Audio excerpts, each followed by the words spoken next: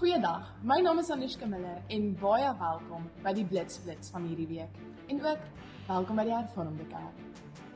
In hierdie week se Blitsbos lees ons saam in Op pad met Ivana die lewenslange droom van mevrou Lenet Truscott om predikant te word. Lees meer oor hoe die waar nie so belangrik is nie, maar eerder die verkondiging van die evangelie. Gemeente Dolfynkus nooi elkeen hartlik uit na die bevestiging van Dominee Denise Schmidt om 8 Februarie 2026 om 9 uur. Al die nodige inligting is in die Blitsbos. Ons wil ook graag ons luisteraars in kennis stel dat gemeente Middelburg Noord hulle kantoornommer verander het na 070 370 5665. Dan deel ons graag met julle die goeie nuus rakende die volgende predikante.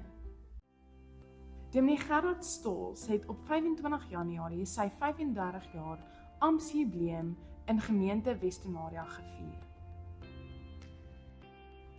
Prof. M.J. Bekes se 60 jaar amptsjubileum word op 8 Februarie om 8:30 by gemeente Valeria gevier. Belangstellendes is welkom om die geleentheid by te woon. Dominee Roo Hopley van Pretoria Oosgemeente het 'n beroep na Wappantrand ontvang. En dan is ons opgewonde oor die proponente in ons kerk wat onlangs in 'n nuwe bediening ingetree het.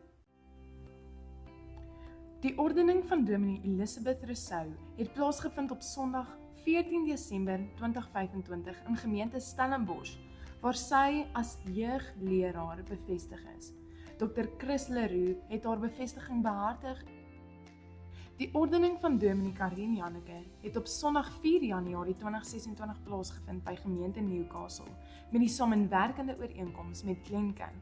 Dr. P.L. Steenkamp het die ordening waargeneem. Studente gemeente Philadelphia nooi elke student uit om deel te neem aan ons Stix Campus Tour om 1 Februarie 2 uur. Bring asseblief saam jou hoed, ietsie om te eet, ietsie om te drink, sonskerm en 'n goeie attitude. Ons sien jou daar. Baie dankie dat julle by hierdie week se Blitsblits ingeskakel het. Ons sien julle weer volgende week. Kom ons sluit af met gebed. Dankie o Here vir hierdie dag vol van u genade. Bly tog by ons in hierdie nag. Hou ons in u hande.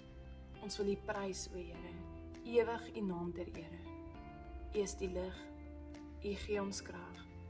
U is ons goeie Vader. Amen.